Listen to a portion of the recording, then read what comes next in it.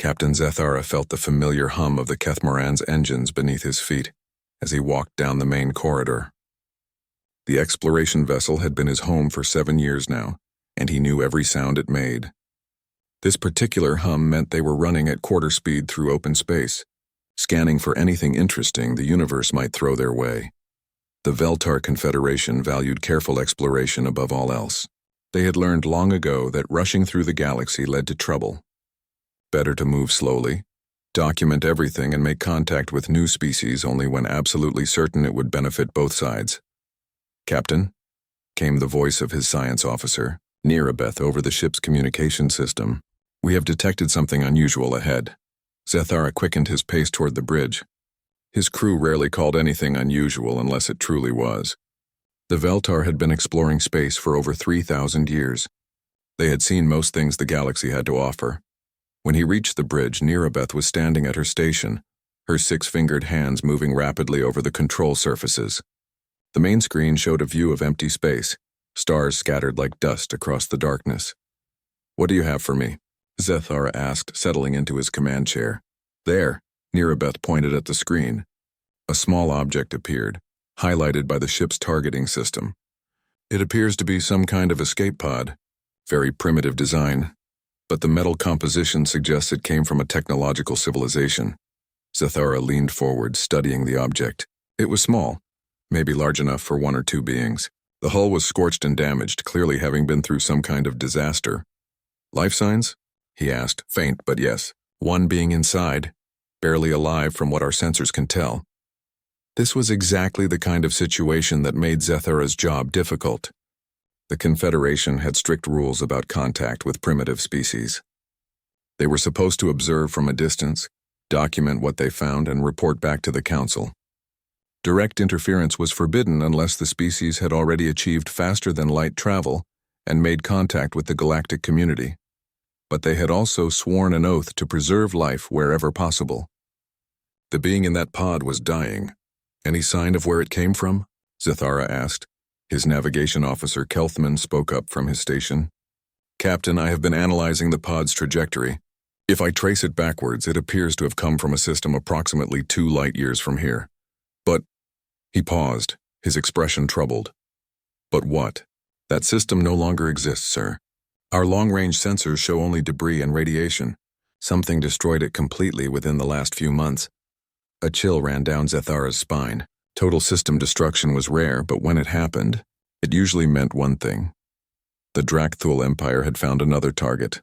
The Drakthul were a nightmare that haunted the dreams of every peaceful species in the galaxy. They appeared without warning, destroyed everything that could resist them, and enslaved or killed the rest. The Confederation had been lucky so far, staying far enough away from Drakthul territory to avoid notice. But if they were expanding this far out, "Bring the pod aboard," Zethara ordered. "Medical team to Bay 3 immediately." "Sir," his first officer Velkara spoke carefully. "The Confederation protocols clearly state a—" "I know what the protocols state," Zethara cut him off. "But there is a living being dying in that pod, and we are the only ones who can help. We will deal with the Council later." The medical team was already waiting when the pod was brought aboard. Zethara watched through the bay windows as they carefully opened the damaged hull. Inside was a being unlike any he had seen before. It was roughly humanoid, with pale skin and strange fur covering its head.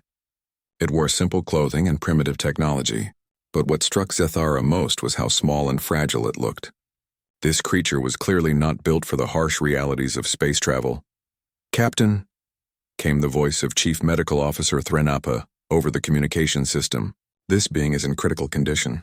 Severe radiation poisoning, internal injuries, and what appears to be extreme psychological trauma. I need to get it to the medical bay immediately." "Do whatever it takes," Zethara replied. Over the next several days, Zethara found himself visiting the medical bay more often than he should have. The alien, the being they had rescued, was fighting for its life with a determination that impressed the entire medical staff. It should have died 3 times by now, Threnapa told him during one visit. The radiation levels it was exposed to were enough to kill any of us. But it just keeps fighting. This species must have incredible resilience. On the 4th day, the being finally woke up. Zethara was there when its eyes opened, small round eyes unlike the large multifaceted eyes of the Veltar. The being looked around in confusion, then tried to speak. The words meant nothing to Zethara, but the ship's universal translator was already working on the language. Within hours, they had established basic communication. The being called itself Elena, Dr. Elena Vasquez. She was something called a human, from a planet called Earth. She had been part of a research mission to a place called New Horizon Colony when the attack happened. Through broken translations and rough drawings, Elena told them about the attackers. Ships that appeared without warning, weapons that turned entire cities to glass, the complete destruction of everything she had known. Drakthul, Zethara said quietly when she described the attackers. Elena looked at him sharply. The universal translator had improved enough that she could understand most of what they said now. You know them? She asked. We know of them. They are an empire that conquers other worlds. They have destroyed many civilizations. Elena's face went pale, which Zethara had learned was a human expression of fear or shock. My home, she whispered. Earth. They mentioned coordinates during the attack. They were planning to go there next. Zethara felt his heart sink. If the Drakthul had coordinates for this human's homeworld, then an entire species was about to be wiped out. And there was nothing the Confederation could do about it. They were peaceful explorers, not warriors. They had never fought a war in their entire history. How many of your people live on Earth? He asked gently. 8 billion, Elena replied. 8 billion. Zethara had to sit down. In all his years of exploration, he had never encountered a single world population that large. Most species spread across multiple planets by the time they reached such numbers. This human species was young, primitive, but incredibly numerous, and they were all going to die unless someone warned them. Elena seemed to read his thoughts. You cannot help us, can you? She asked. I am sorry, Zethara replied. We are not warriors. We are explorers and scientists. We do not have the ships or weapons to fight the Drakthul Empire. Elena nodded slowly, but he could see something hardening in her expression. It was not despair, it was determination. Then I need to find a way home, she said. I have to warn them. Zethara looked at this small, fragile being who had just learned that her entire species was doomed, and felt something he had never experienced before. It was not just compassion for a fellow being in distress. It was admiration for courage in the face of impossible odds. The Veltar prized caution and careful planning above all else. But as he watched Elena's face, Zethara began to understand that sometimes caution was not enough. Sometimes someone had to be willing to take risks, to fight against overwhelming odds, to refuse to give up even when defeat seemed certain. He made a decision that would change everything. We will help you, he said quietly. I do not know how yet, but we will find a way. Elena looked at him with those strange small eyes, and for the first time since her rescue, she smiled. Elena had been aboard the Catamaran for 3 months now, and she was no longer just a patient. She had become something the Veltar had never expected, a member of their crew. It started small. Elena was a scientist by training, and her curiosity about everything around her was infectious. She asked questions about their technology, their culture, their history, but more importantly, she offered her own knowledge in return. Your ship's power distribution system, Elena said one day while standing with Chief Engineer Morketh in the engine room. It is very elegant, but you are losing efficiency in the secondary relays. Morketh looked at the human with surprise.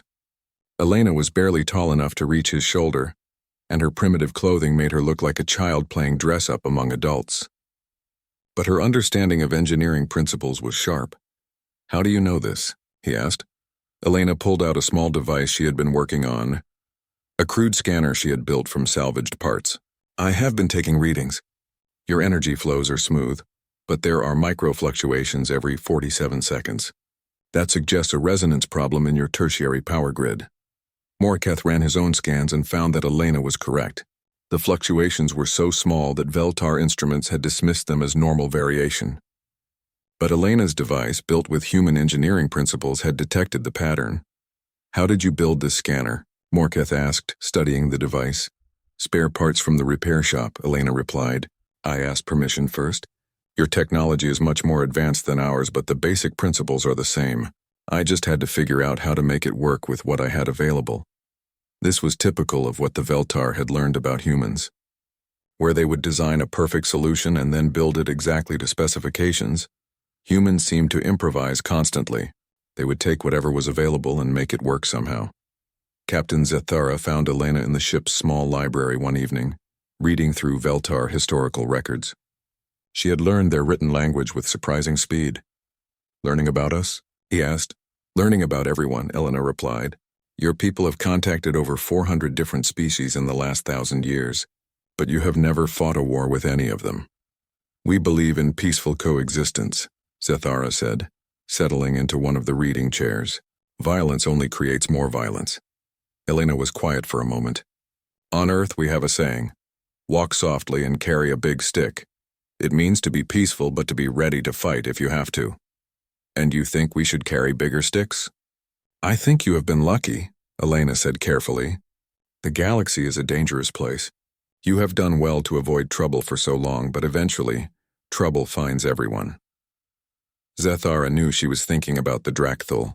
The entire crew had been following the news from the Outer Rim with growing concern. 3 more systems had gone dark in the past month. The Empire was expanding, and its expansion path was slowly curving toward Confederation space. "Tell me about Earth," Zethara said, changing the subject. Elena's expression softened. "It is beautiful. Blue oceans, green continents, white clouds. From space, it looks like a jewel floating in the darkness." She activated a small holographic projector, another device she had built from spare parts, AO, and showed him images she had stored in her personal files. Zethara saw a world unlike anything in Veltar space. It was vibrant and chaotic, with massive cities and wild wilderness existing side by side. 8 billion people, he said quietly. 8 billion individuals, Elena corrected. "We do not always agree with each other. We fight sometimes, argue constantly, and rarely do anything the easy way. But when something threatens all of us, we can work together." She showed him more images. Humans building massive structures, exploring dangerous places, solving problems with solutions that seemed impossible. They built ships to cross oceans before they truly understood how oceans worked. They flew through the air before they had perfected the science of flight. They reached for the stars before they had learned to live peacefully with their neighbors. "You take such risks," Zethara observed. "We have to," Elena said. "Our world is not as safe as yours. We have earthquakes, hurricanes, volcanoes, ice ages. Nature on Earth is constantly trying to kill us. We learn to adapt or die." That evening, Zethara called a meeting with his senior staff. Elena had asked to attend, and he had agreed. The subject was what to do about her situation. "The Confederation Council has responded to our reports," First Officer Velcara announced. "They commend us for the rescue, but they insist that we deliver Dr. Vasquez to the nearest Confederation station for proper handling." "Proper handling?" Elena asked. "You would be given a comfortable life on one of our worlds," Zethara explained. "Protected and cared for, but unable to return to your own people." Elena's face darkened. "While the Drakthul destroy Earth, the Council believes that direct interference in pre-contact species affairs is too dangerous," Velcara continued. "Even if we wanted to help, we do not have the military capability to fight the Drakthul Empire." "What if I left on my own?" Elena asked quietly. The room fell silent. Everyone knew what she was thinking. "Elena," Zethara said gently, "even if we gave you one of our fastest ships, you could not reach Earth in time to make a difference. The Drakthul will arrive within the next 18 months. Then I need to find a different way," Elena replied. Over the following weeks, Elena threw herself into studying Veltar technology with desperate intensity. She had access to the ship's technical databases, and she absorbed information at a rate that amazed the crew. She was particularly interested in their communication systems. The Veltar had developed quantum communication arrays that could send messages across vast distances instantly, but the technology required massive installations on both ends. "What if you could miniaturize the transmitter?" Elena asked Communications Officer Rinalta one day. "Impossible," Rinalta replied. "The quantum entanglement field requires massive energy inputs and precise calibration equipment." "But what if you did not need perfect accuracy?" Elena pressed. "What if you just needed to get a basic message through?" Elena spent days working on the problem, using her human approach of making do with whatever was available. Instead of trying to build a perfect quantum transmitter, She designed a crude but functional one that could be built into a small ship. It would only work once, she explained to Zathara, and the message would be short and simple, but it might be enough to warn Earth. Elena, Zathara said carefully, even if your transmitter worked, you would still need a ship to carry it, and our ships are too valuable to risk. Elena smiled, the same expression she had worn when she first explained her improvised scanner. What about the scout ships in your maintenance bay? The ones you were planning to scrap for parts? Zathara realized that Elena had been planning this for weeks. She had studied their ship inventories, their maintenance schedules, even their crew rotations. She knew exactly which ship she wanted and when it would be available. You would be stealing Confederation property, he said. Yes, Elena replied, but you could report it as a theft after I was already gone. No one could blame you for what a desperate alien did without your knowledge. That night, Zathara stood in his private quarters, staring out at the stars through his viewport. In 18 months, 8 billion humans would face the same fate that had befallen New Horizon Colony. The Confederation would do nothing because it was not their policy to interfere. But sometimes, Zathara thought, policy was not enough. Sometimes someone had to be willing to take risks. He activated his personal communicator and sent a message to Elena. Bay 7. Tomorrow at 0300 hours, the security systems will experience a brief malfunction. The next morning, Scout Ship 47 was reported stolen by an unknown intruder. Captain Zathara filed the appropriate reports and expressed his regrets to the Confederation Council. He did not mention that he had spent half the night helping Elena install her improvised quantum transmitter, or that he had given her detailed star charts showing the fastest route to human space. Some thefts, he decided, were worth the consequences. Elena had been flying alone for 6 weeks when she detected the first Drakthol patrol. The stolen scout ship was small and fast, but it was not designed for long-range solo travel. Elena had been living on emergency rations and recycled water, sleeping in 2-hour shifts while the ship's autopilot handled navigation. Every day took her closer to human space, but every day also brought new dangers.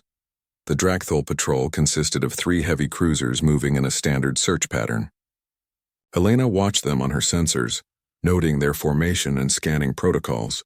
They were looking for something probably survivors from their recent attacks. Elena powered down all non-essential systems and drifted on momentum, hoping to avoid detection.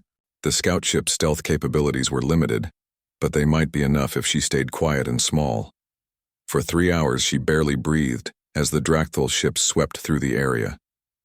Her sensors showed energy spikes as they scanned debris fields and investigated anything that might be hiding. These were not random patrols they were hunting. When the patrol finally moved on, Elena restarted her engines and changed course.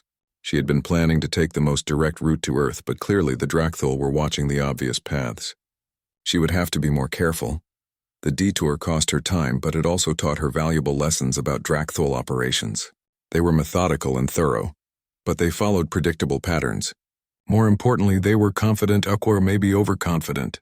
They expected any survivors to be helpless refugees, not someone actively working against them. Elena began using her improvised quantum transmitter to send brief coded messages toward human space. She kept them short and simple, knowing that her jury-rigged equipment could fail at any moment. But each message contained crucial information: coordinates of Drakthol fleet movements, attack patterns, and most importantly, a warning about what was coming. She had no way of knowing if anyone was receiving her transmissions. 2 months into her journey, Elena reached the first human outpost. Frontier Station Delta was a small mining operation on the edge of human space, home to barely 3,000 people. As she approached, her communication system crackled with surprised voices.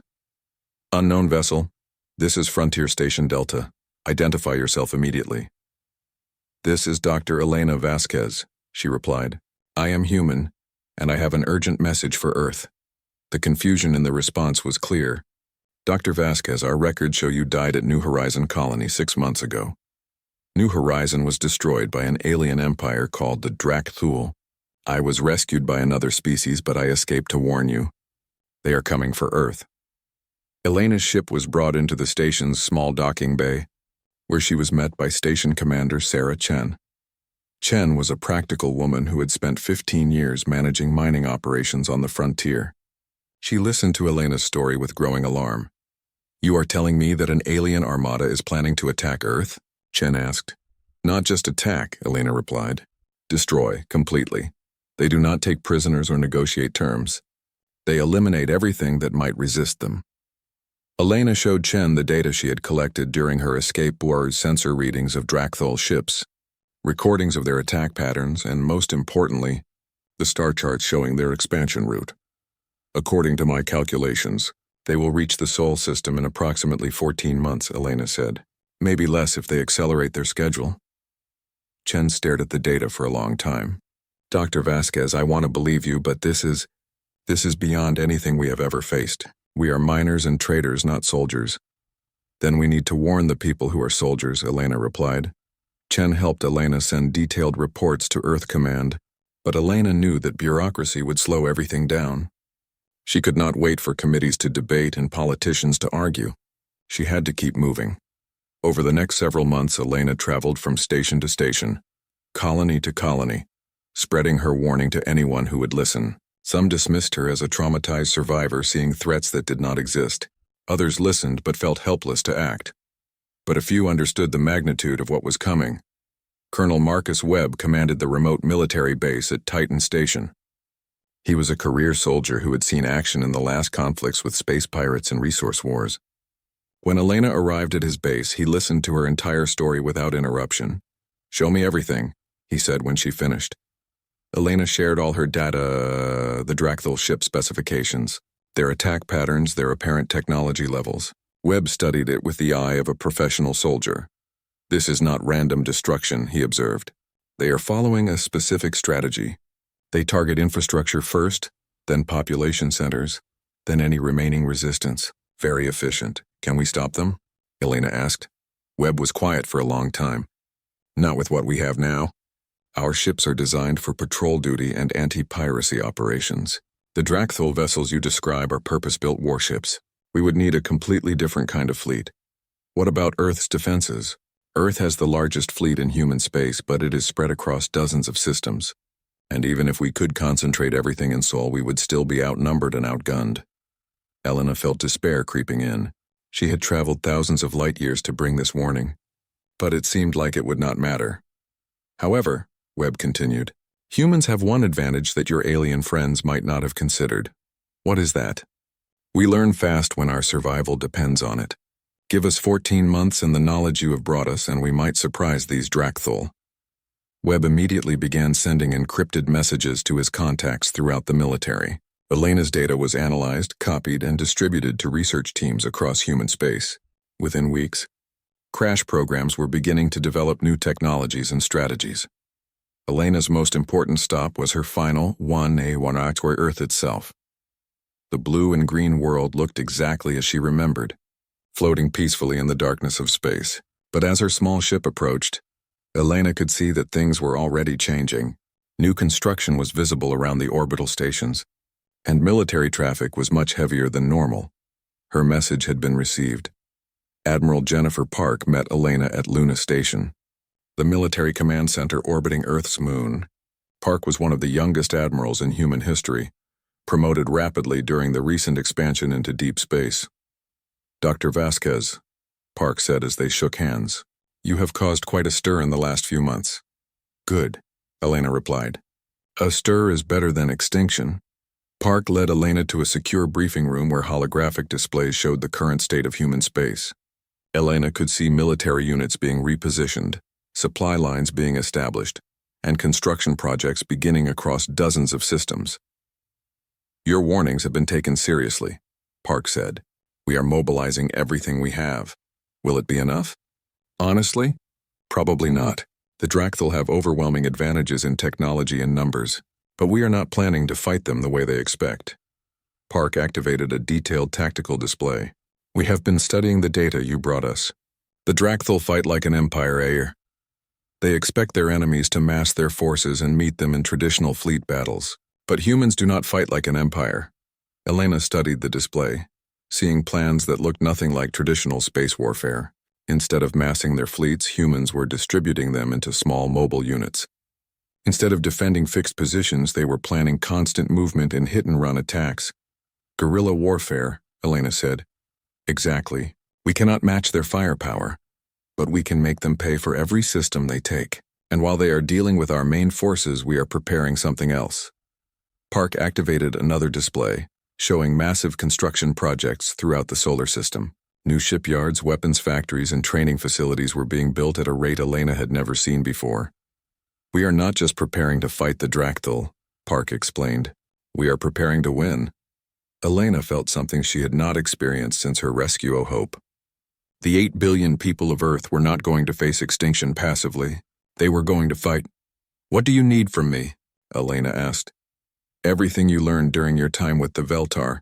Their technology, their capabilities, their limitations. If we are going to survive this war, we need every advantage we can get. Elena smiled. Then let us get started. As Earth prepared for war, Elena worked with teams of engineers and scientists, sharing everything she had learned about galactic technology and alien cultures. The knowledge she had gained during her time aboard the Catamaran would help save her species. But more than that, it would help humanity step onto the galactic stage as something the galaxy had never seen before. A species that refused to surrender, no matter what the odds.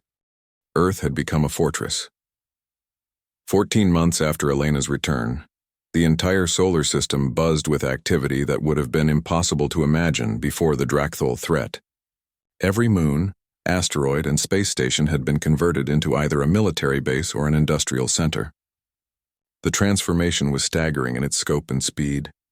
Elena stood on the observation deck of Ceres Station, watching massive freight haulers deliver raw materials to the newly constructed shipyards.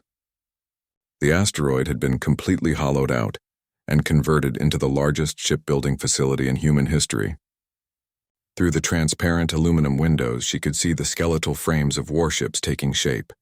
These were not the sleek exploration vessels that humanity had built before. These new ships were brutal and functional, designed for one purpose: to fight and keep fighting even when everything went wrong. They looked like weapons that had been shaped into ships rather than ships that had been armed for war. The Terran Rangers want to see you, said Colonel Webb, joining Elena at the window. He had been promoted and reassigned to oversee the new Special Forces units. Elena nodded and followed Webb through the station's corridors. The walls were lined with recruitment posters showing determined humans in military gear. Defend Earth was the most common slogan, but Elena's favorite was, they picked the wrong species. The Terran Rangers training facility occupied an entire section of Ceres Station. Elena had helped design their training programs, based on what she had learned about Dractyl ship layouts and combat tactics. The Rangers were being trained for boarding operations, a type of warfare that most galactic species had abandoned centuries ago. Most aliens think hand-to-hand combat is primitive, Elena had explained to the training officers. The Dractyl use automated systems and expect their enemies to fight at long range. They will not be prepared for humans who board their ships and fight them directly. The training facility looked like controlled chaos. Rangers practiced fighting in zero gravity, learned to operate in hostile environments, and studied alien technology captured from Dractyl, scout ships that had been intercepted during the preparation period. Elena watched a squad of Rangers practice, breaching techniques on a mock-up of a Dractyl corridor. They moved with precision and aggression that would have shocked the peaceful Veltar. These humans had been shaped by their world's harsh environment and their species' long history of warfare. They were ready to take that violence to the stars. Dr. Vasquez called Sergeant Lisa Torres the lead instructor. We have been working on the problem you mentioned, our Dractyl personal shields. Elena joined Torres at a testing station where a captured Dractyl energy shield generator hummed quietly. The device could stop most energy weapons and deflect projectiles. In previous encounters, it had made Dractyl soldiers nearly invulnerable. Watch this, Torres said, activating the shield. The familiar blue glow surrounded the generator. Then she picked up what looked like an ordinary combat knife and threw it at the shield. The knife passed through the energy field as if it was not there and struck the target behind it. How? Elena asked. The shield is designed to stop fast-moving objects and energy discharges, Torres explained, but it cannot distinguish between a bullet and a blade moving at normal speeds. We tested it with swords, knives, even sharpened sticks. As long as the projectile is not moving faster than about 50 meters per second, the shield ignores it. Elena shook her head in amazement. Once again, human ingenuity had found a solution that more advanced species had missed. The Drakthul had probably never considered low-velocity weapons because no civilized species use them anymore. We have also been developing these, Torres continued, showing Elena a crossbow-like weapon. It fires metal bolts at precisely the right speed to penetrate their shields. Silent, accurate, and completely unexpected. Elena spent the next several hours touring other facilities throughout the solar system. On Luna, massive railgun installations were being carved into the moon's surface. On Mars, underground factories produced ammunition and spare parts at a rate that would have bankrupted any pre-war economy. On Jupiter's moons, fuel refineries worked around the clock to supply the growing fleet. But the most impressive sight was Earth itself. The planet's orbital space was crowded with defensive platforms, communication arrays, and supply depots. During her previous visit, Elena had counted maybe a dozen major installations around Earth. Now there were hundreds. Admiral Park met Elena at Earth Station Alpha, the massive command center that coordinated humanity's war preparations. "How are we doing?" Elena asked. "Better than I hoped, not as well as I would like," Park replied. "We have tripled our fleet size and quadrupled our industrial capacity. Our new ships are faster and more heavily armed than anything we have built before. The Rangers are ready for boarding operations, and we have a few surprises that even you have not seen yet." Park led Elena to a restricted section of the station where a new type of ship was docked. It was smaller than a typical warship but heavily armored and equipped with unusual external modules. "What is it?" Elena asked. "We call them Persistence-class ships," Park explained. "They are designed around human strengths, a power's adaptability, resourcefulness, and the ability to keep fighting when everything goes wrong." Elena studied the ship's specifications. Instead of massive engines and heavy weapons, it carried repair facilities, manufacturing equipment, and modular components that could be reconfigured during combat. "The idea is that these ships can operate independently for months or even years," Park continued. "They can repair themselves, build their own ammunition, and modify their systems as needed. While the Drakthul are fighting our main fleet, these ships will be behind their lines, hitting supply convoys and bases." "Guerrilla warfare in space," Elena said. "Exactly. The Drakthul fight like an empire. They depend on supply lines, logistics, and overwhelming force. We are going to fight like humans. We are going to be everywhere, adapt to everything, and never give up." Park showed Elena more innovations that human engineers had developed. Mines that could disguise themselves as debris. Communication networks that could operate even if most of the nodes were destroyed. Weapons that could be built from common materials found throughout the galaxy. "We have also been working on your other suggestion," Park said, leading Elena to another restricted area. Inside was a communication array unlike anything Elena had seen. It was based on the quantum transmitter design she had developed during her escape, but improved and expanded with human engineering principles. "We have been sending messages to the Veltar Confederation," Park explained. "Very carefully, using the contact protocols you provided. We are not asking them to fight with us. We know they cannot do that. But we are sharing intelligence about Drakthul movements and asking them to pass warnings to other species."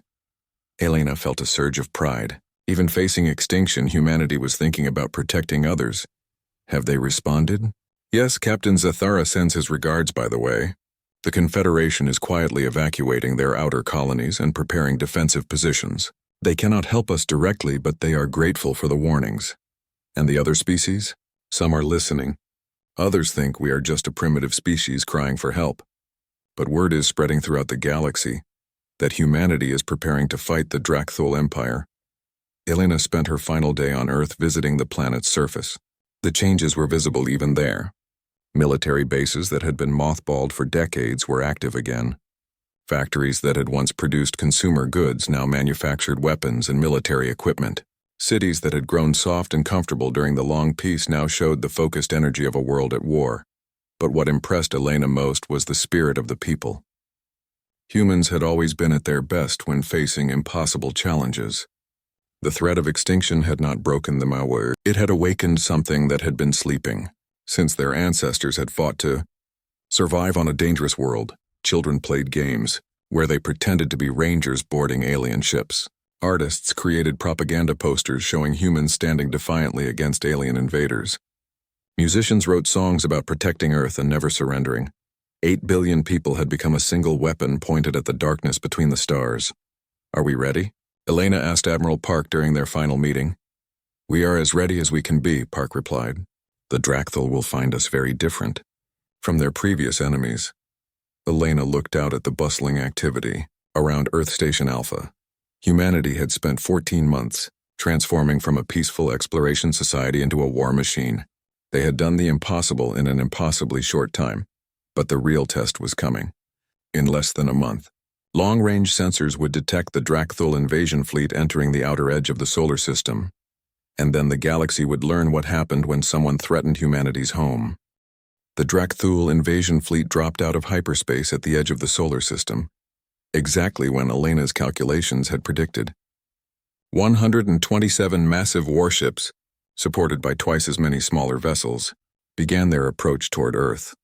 Admiral Elena Vasquez, she had been promoted when she accepted command of the 3rd Human Defense Fleet, watched the enemy formation from the bridge of her flagship, the HMS Determination. The ship was one of the new Persistence-class vessels, built around the principle that humans fought best when everything seemed hopeless. "Admiral," reported her tactical officer, Commander Sarah Kim, "enemy fleet is maintaining standard approach formation. They expect us to meet them at the outer planets." "Are they scanning for our forces?" Elena asked. "Yes, ma'am, but they are only detecting about 30% of our actual strength. The stealth modifications are working." Elena smiled grimly. Human engineers had spent months studying Drakthul sensor technology, learning to hide ships in places the aliens would not think to look. Hidden among asteroids powered down and drifting, disguised as debris row. The human fleet was everywhere the enemy was not looking. "Signal from Admiral Park," reported the communications officer. "Operation Hornet's Nest is authorized to begin." Elena activated the fleet-wide communication system. "All ships, this is Admiral Vasquez. For 18 months we have prepared for this moment. Today we show the galaxy what happens when someone threatens our home. Remember, we are not here to die gloriously. We are here to win. Execute Hornet's Nest." Throughout the solar system, human ships began moving. The Drakthul expected the main battle to occur near Jupiter, where their sensors had detected the largest concentration of human forces. What they found instead was a coordinated swarm of smaller vessels that attacked from every direction at once. The human strategy was not to match the Drakthul ship for ship, but to make them pay for every meter of space they advanced.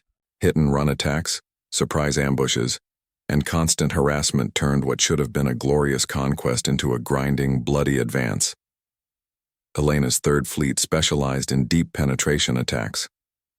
While the main human forces engaged the Drakthul vanguard, her ships slipped through the enemy formation and struck at their command vessels and supply ships. "Target the logistics ships first," Elena ordered as her fleet emerged from hiding behind Europa. "They cannot fight without ammunition and fuel." The HMS Determination led a formation of 8 ships in a high-speed attack run on a Drakthul supply convoy.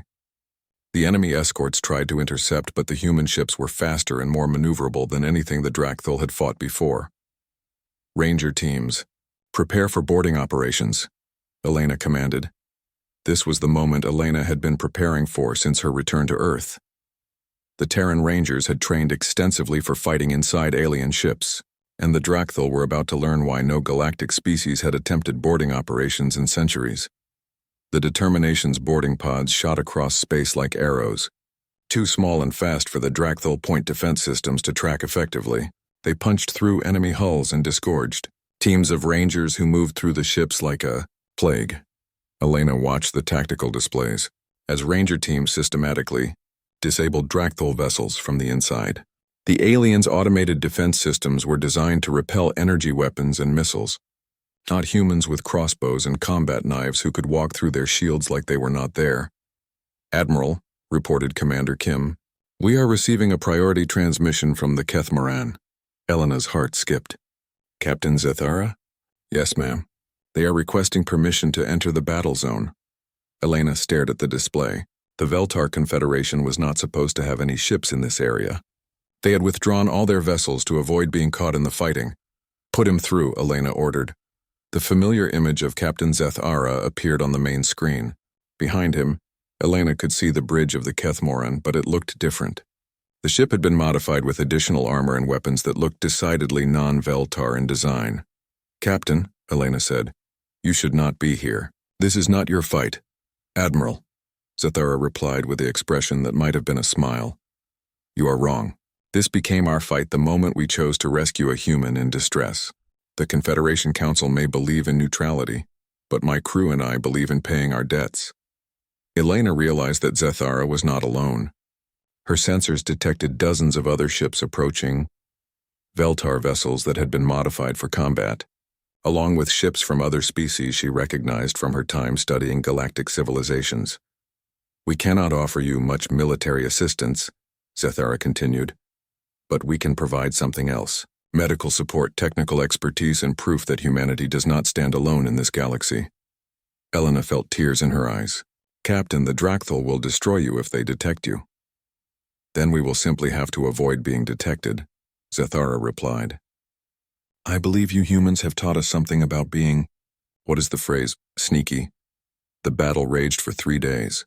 The Drakthul advance slowed to a crawl as human forces harassed them at every step. Their massive warships, designed to crush resistance through overwhelming firepower, found themselves fighting an enemy that refused to stand still long enough to be crushed. Elena's fleet had been particularly effective, destroying or crippling over 30 enemy vessels while suffering only moderate losses. The Rangers had proven that boarding operations were not only possible but devastatingly effective against an enemy that had forgotten how to fight at close quarters. But the real turning point came when the Drakthul fleet reached Mars. The planet's surface erupted with railgun fire from concealed installations. Massive magnetic accelerators built into the planet's crust and powered by geothermal energy hurled projectiles at significant fractions of light speed. The Drakthul shields, designed to stop energy weapons, were useless against solid metal moving at relativistic velocities. Mars. Defense grid is firing, reported Commander Kim. Direct hits on multiple enemy capital ships. Elena watched as Drakthul vessels that had seemed invincible were torn apart by weapons that were essentially scaled-up versions of ancient artillery. Once again, human engineering had found a solution that more advanced species had overlooked. But the Drakthul were not beaten yet. Their remaining ships pushed past Mars and headed for Earth itself. The final battle would be fought in humanity's home system. Elena's fleet intercepted the enemy vanguard near Luna. The moon's hidden weapon installations joined the battle. But the Drakthul had learned from their experience at Mars. They concentrated their fire on the defensive platforms, systematically destroying each installation. Admiral, called Commander Kim, we are receiving a distress signal from the Kethmoran. They are under attack. Elena's blood turned cold. On the tactical display, she could see the Veltar ship surrounded by 3 Drakthul cruisers. The Kethmoran's modifications allowed it to fight, but it was hopelessly outgunned. All ships, new priority target, Elena ordered. We are going to rescue some old friends. The HMS Determination and her escorts changed course, racing toward the embattled Veltar vessel. Elena knew it was exactly the kind of tactical mistake that could cost them the battle, diverting forces to save a single ship when the fate of Earth hung in the balance. But some things were more important than tactics. The human ships hit the Drakthul formation like a hammer.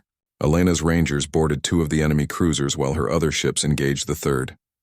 The fighting was brutal and close, with human crews compensating for inferior firepower through superior training and sheer determination. Elena, came Zethara's voice over the communication system. My ship is badly damaged. We cannot escape. Then we will come to you, Elena replied. The Determination's boarding pod shot across space toward the Kethmoran. Elena personally led the rescue team, something Admiral Park would have court-martialed her for if she had asked permission first. Elena found Captain Zethara on his damaged bridge, injured but alive. Around him, his crew worked frantically to keep their ship functional. Captain, Elena said, helping him to his feet, we need to evacuate your crew. No, Zethara replied firmly. This is our ship and we will not abandon it. But perhaps you could help us repair it. Elena looked around the bridge and made a decision that would have amazed her 18 months earlier. Commander Kim, transfer engineering teams to the Kethmoran. We are going to fix the ship and get back into the fight. For the next 2 hours, human and Veltar crews worked side by side, repairing damage and jury-rigging systems that had been destroyed by Drakthul weapons. Elena found herself using the same improvised engineering techniques she had learned during her original rescue. But now she was teaching them to aliens who had once thought humans were primitive. Your species is remarkable, Zithara told Elena as they watched a human engineer repair a Veltar quantum processor using spare parts and determination. You refuse to give up even when logic says you should. We learned a long time ago that logic is not always enough, Elena replied. Sometimes you have to keep fighting just because it is the right thing to do. The battle for Earth continued for another day, but the outcome was no longer in doubt.